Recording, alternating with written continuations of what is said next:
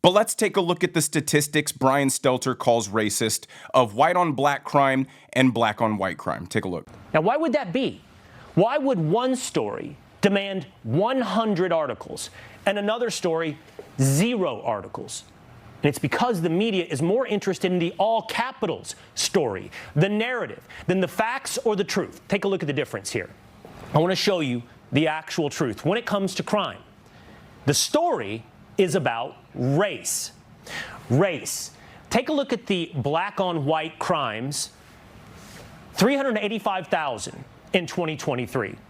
The white on black crimes, just under 118,000. You see the comparative numerical difference. But now, here's what the media actually does. They did what our camera operator just began to do a moment ago. I'm going to step out of the way. I'm going to show you literally what the media does with the camera. They zoom in on this number. This number, devoid of context.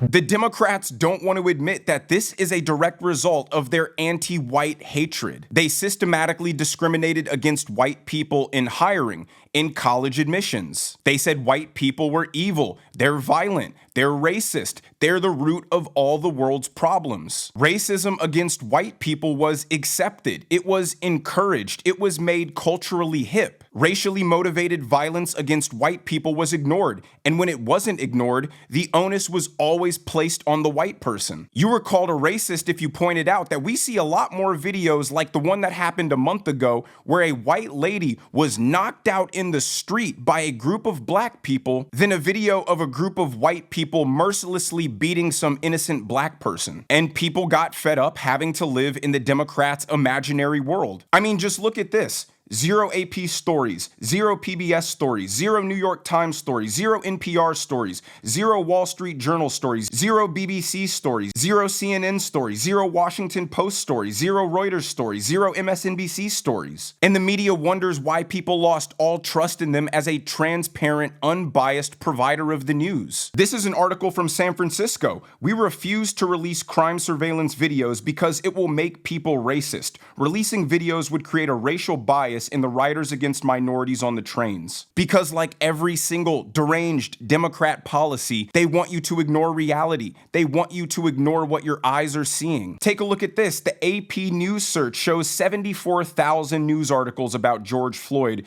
but none about the lady who was murdered on the train. It doesn't make you a racist to point out the hypocrisy that when a black man dies by a white police officer, it becomes such a big issue that cities were getting burnt to the ground. But when a white guy dies by a black officer, crickets. When black people kill each other by the thousands in the inner city, crickets. When Daniel Penny, a white man, accidentally killed a black man on the train while defending the passengers, national news, proof of white supremacy. But when a black man mercilessly stabs an innocent white woman to death on the train, once again, crickets.